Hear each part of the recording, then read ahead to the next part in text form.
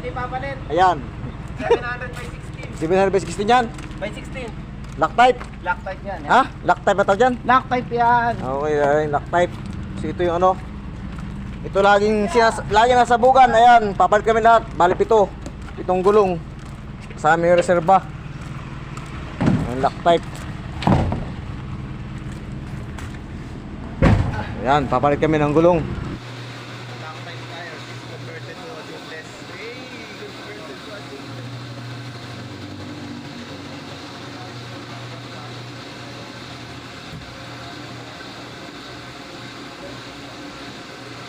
Magbago talaga magilas.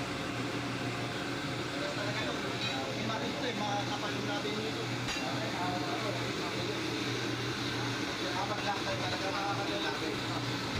Kaya kapag talaga na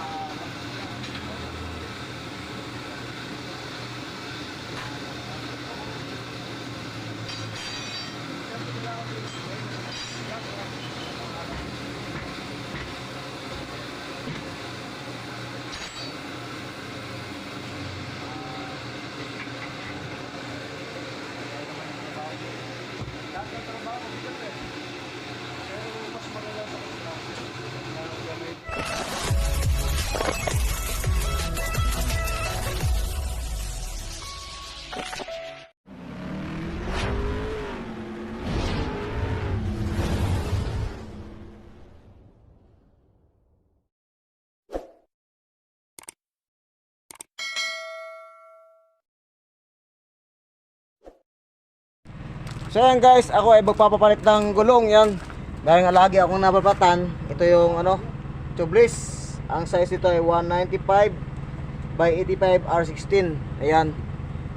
So yan guys, so 16 to, this is size to. ano ba, lock type ba yan? Lock type? Gagawing lock type. O yan guys, gagawin lock type ito mga gulong ko. Ayan o. Yan guys, dahil nga sumasabog, laging sumasabog itong gulong dito sa unahan ko. Sa unahan ng sakyan ko, kaya ito yung sakyan na minamaneho ko. Alright. So ito, ayan, papalit ng gulong dahil lagi ang gagawing lock type dahil ito tubeless to, lagi nasabugan. Ayan. So ayan guys, ito yung tubeless, ang size 195 85 R16. Guys, tingnan nyo to guys. Lagi kasi nasabugan. Hindi papalit. Ayan, 700 by 16. 700 by 16 yan. By 16. Lock type. Lock type yan. Ha? Lock type ba tawag dyan? Lock type yan. Okay, lock type. So ito yung ano. Ito laging nasabugan. Ayan, Galing yan. papalit kami lahat. Bali 7. Itong gulong. Sa aming reserva. Ang lock type. Ayan, papalit kami ng gulong. Yan, papalit lahat yan. Papatan lahat yan. Yan. So dahil nga lagi kami nasabugan ng gulong. Guys, yung gulong na lagi nasabugan sa yan, nasaan na ba yun? Sa gulong na yun. So ito yun. Galing yan. Ay, hindi pala yan. So dahil nga lagi ako nasabugan ng gulong, so magpapalit ako ng ano, magpapalit ako ng lock type, yung interior, dahil nga tubeless yung gulong na dahil nga tubeless yung gulong na nakakabit doon, dahil nga laging sinasabugan. Ayan. So ito nga guys, siguro nakatatlong palit na ako, lagi ko na sinasabugan lalo pagkarkado. So right. So yan guys, ito nga, galing yan. lock type ng gulong. So dahil tubeless, mahina yung tubeless kasi sa ano, sa kargahan. So ayan guys, at magpapalit ako ng ano, ng gulong na lock type yung interior. Ang size ito ay 700 by 16. Ayan. Yan, ito yung gulong ito. So ito guys, ito yung gulong na sumabog sa akin. Ayan, no. Kita nyo, warak na. Ayan. At ito nga yung 95. Ayan, no. 95 195 18 na 195 by 85 R16. Ayan. Ito nga yung rim ito. So bali 4, bali 5, 1 2 3 4 5. Ayan. So ito guys, at nga ito yung nasabog sa aking gulong. Ayan, ito yung isa. Ito yung isa sa nasabog sa akin. So bali 3 na nasabugan na ako ng gulong. So ito nga guys, at papalit tayo ngayon ng ano, ng interior ay yung lock type kung tawagin. So guys, samahan niyo ako. at pupunta tayo ng vulcanizing shop. Let's go! Dahil nga palaging loaded ang truck na ito, kaya ito, at kami tutungo ngayon ng vulcanizing shop upang palitan ang tubeless na nakabit dito. Ato nga, ang panibagong ikakabit dito ay ang lock type na gulong, at ang dating rim pa rin ang gagamitin nito. Ato nga, ang way nito patungo sa vulcanizing shop. At ito nga, malapit na kami sa vulcanizing shop na ito, at dito babaklasin ang mga gulong na nakabit dito. At ito nga ang tubeless na papalitan ng lock type na gulong. Dito nga nakapwesto ang vulcanizing shop na ito, at dito babaklasin ang mga gulong. At ito nga ay medyo umuulan pa nga na kami nakarating dito. At ito nga ako inyong samahan sa aking panibagong episode na to, ang papalit ng tubeless na gulong sa lock type na gulong.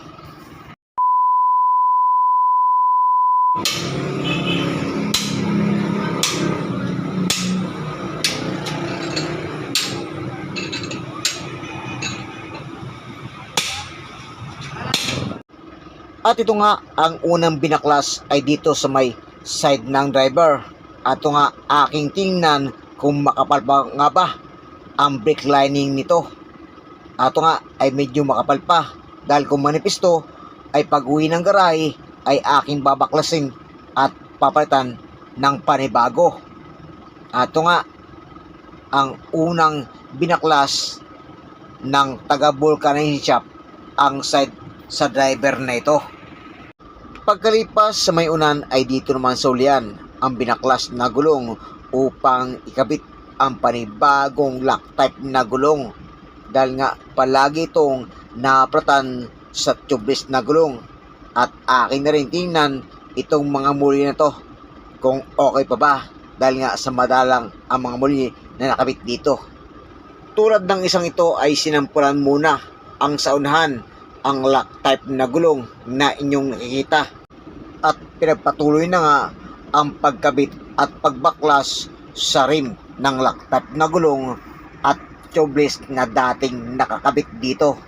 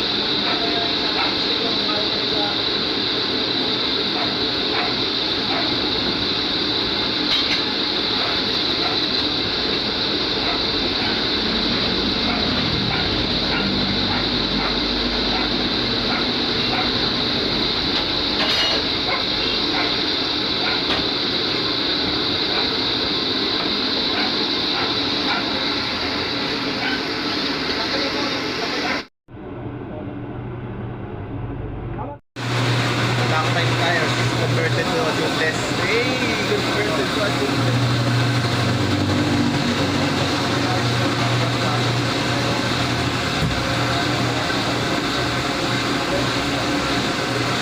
Magbago talaga makilas. Imarin ito eh, makakapal yung natin nito. Kapag loctite talaga makakalalaki. Kaya kapag talaga na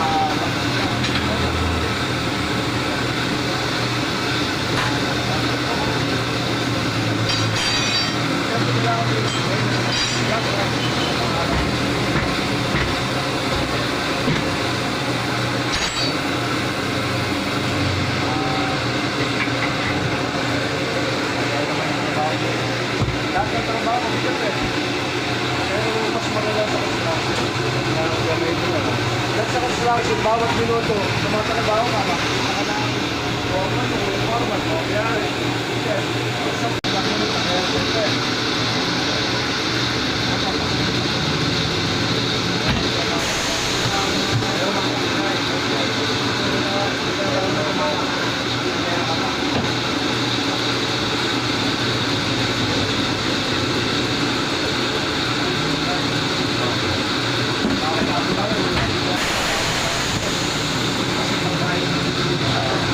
Pagkakamit mo, papagaling.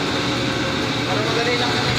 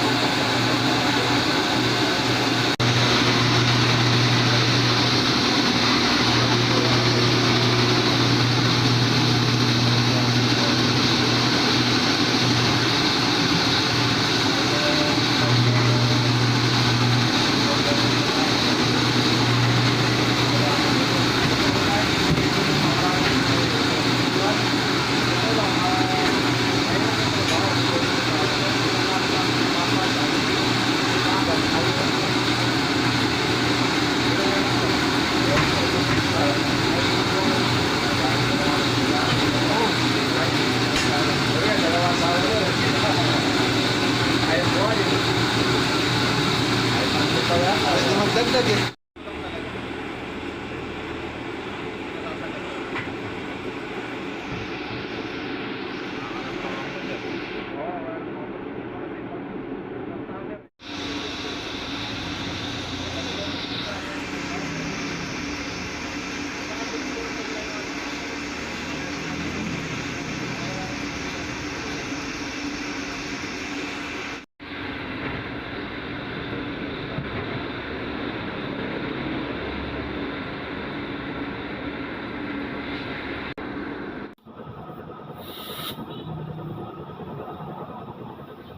Kailangan mo rito. Iti? Hindi na lang eh. Ha? A few moments later. Alright guys, ito nga yung yung gulong na ipinalit natin ngayon. Ayan. So, ito yung 700 by 16. Alright. Ito nga yung pinalit natin ngayon na gulong. So, ayan. At siyempre, ito yung yung stock niya 1, 2, 3, 4, 5. Alright, yan. So ngayon bago na yung gulong na pinalit ko at yung dating tubeless, so wala na yun. Alright. Ito nga yung MRF. Ayan, MRF. Alright. So ito yung sa unahan at siyempre dito rin ito yung sa may sa may likuran. Yan. So bago na siya ngayon. Yan, mga bago na. May spike. So ito yung dating gulong, wala na. So ito ngayon yung MRF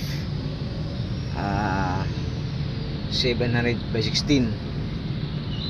Yan, mga bago na yan. Alright. So yan, ito yung sa likuran. Alright. So yan, at dahil nga maraming pangarga yung ating sakin na to, ayan, overloaded tong pangagalagi. So ito nga, pinalatan natin ngayon. So matibay na nga yung gulong. Maging ang reserva nito ay lock type na rin upang maging parehas ang mga gulong na nakakabit dito, at yung ang tubeless ay hindi na gagamitin. At nga ang mga lock type na gulong nito ay sa spike pa lang ay makikita mo ang bagong gulong nito, ang MRF. Maging ang rim nito ay hindi na pinaltan dahil nga galing ito sa may tubeless, at itong lock type na gulong nito ay hindi na ginamit pa ang interior nito. Maaari pala itong gamitin sa tubeless na gulong, ang lock type na gulong na ito ng MRF. Dahil nga sa laging loaded ang truck na ito ay pinaltan ng 700/16 na lock type na gulong, at dahil nga sa tubeless ay laging nasabugan ang gulong ito, maging ang huli nito ay kompleto na ng lock type na gulong nito, at dating rin pa rin ang ginamit nito at hindi na rin ginamit ang interior ng lock type na gulong nito ng MRF. Dahil nga loaded ang truck na ito, upang maging matipid at di magastos sa gulong ay pinalta na ng MRF 700/16 na lock type na gulong na ito, at gamit pa rin ang rim nito na galing sa pagka-tubeless. Ako'y magpapaalam na at maraming salamat sa patuloy niyong pagsubaybay sa channel na to.